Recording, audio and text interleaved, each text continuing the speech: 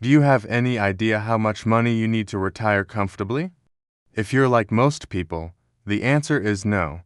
You may know that $1 million is generally considered the magic number to retire early. But what does 1 million actually buy you in today's dollars? And if you live in Canada, it would be nice to know how much of your money can stay in Canada versus how much you might have to move offshore in order to retire. In this video, we'll define 3 clear targets for you. First, we'll start with how much do you need to bring in every year to retire. Next, we'll figure out how much you need to save in order to reach that target. And third, we'll discuss how much you need invested in order to generate the income you require. As always, we want to leave you feeling empowered and in control of your financial future. So, let's dive in. How much do you need to bring in every year to retire? The obvious answer is it depends.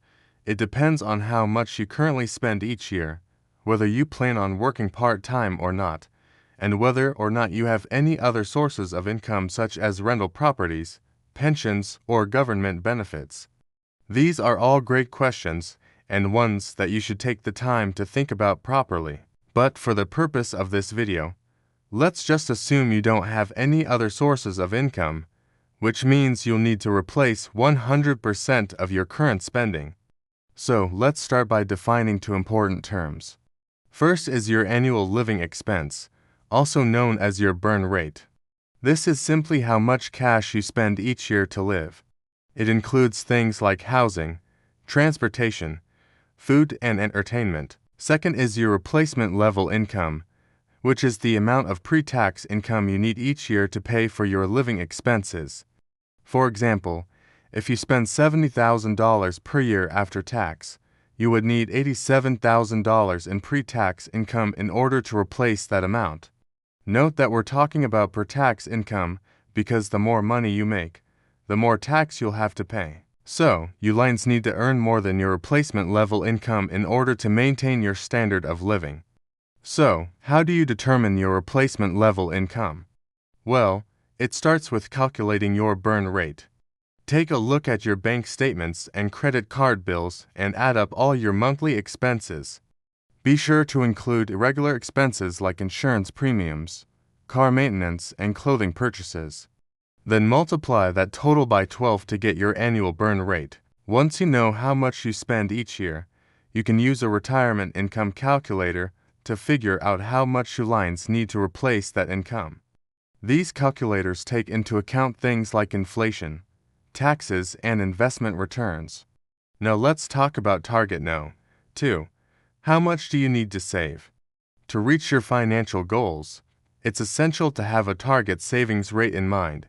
A good rule of thumb is to aim for 15 to 20% of your gross income. That means if you earn $100,000 per year before taxes, you should be saving $20,000 or more. But the exact percentage you lines need to save depends on how much you currently spend and how long you have until retirement. If you're in your 30s or 40s and still have some time until retirement, you could probably get away with saving less. But if you're closer to retirement, you'll need to save more. To calculate your target savings rate, start by figuring out how many years you have until you'd like to retire. Let us say you re 45 years old and you want to retire when you re 65. That means you have 20 years until retirement. Next, use a retirement calculator to figure out how much you lines need to save each month in order to reach your financial goal. Let's say you want to replace $70,000 per year in expenses. In this case, the calculator tells us you lines need to save $1,200 per month over the next 20 years in order to reach your goal. Now let's talk about target no. 3. How much do you need invested? One way to generate the income you need in retirement is by investing. The exact amount you lines need to invest depends on your investment returns and the withdrawal rate you choose. A common rule of thumb is to withdraw 4% of your portfolio each year. So, if you have $1 million invested, you could withdraw $40,000 each year. But you can also use a retirement calculator to figure out exactly how much you need to invest based on your individual circumstances. Once you know how much you need to invest, you'll need to decide where to put your money. Some popular options include stocks, bonds, and real estate.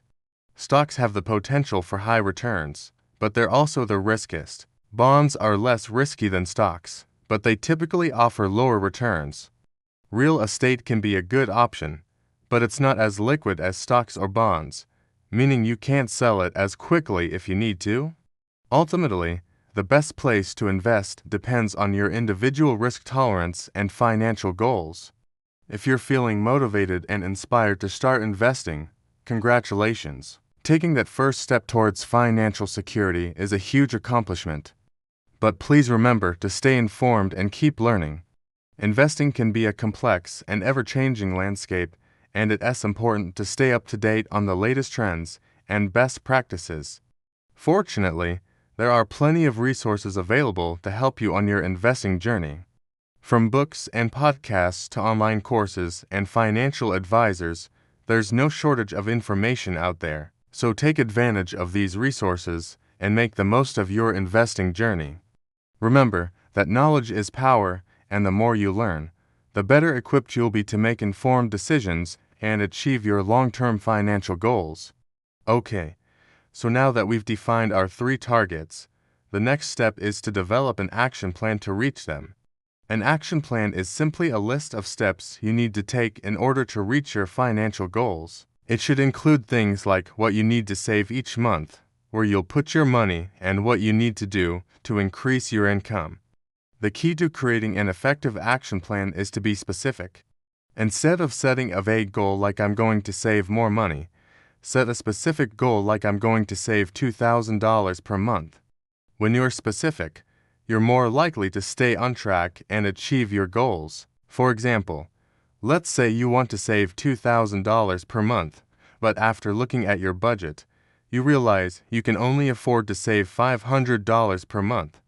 In that case, you'll need to either find a way to earn more income or cut back on expenses. Once you've created your action plan, it's important to review it regularly and make changes as needed. Your financial situation will change over time, so it's important to adjust your plan accordingly. I hope that this video has given you a good starting point for your journey to financial freedom. Whether you're just starting out or you're well on your way to retirement, it's never too late to start planning for your financial future. So take the time to define your financial goals, create an action plan, and stay committed to your goals. With hard work and dedication, you can achieve financial success and enjoy the life you've always wanted. Thank you for watching. Please like and subscribe.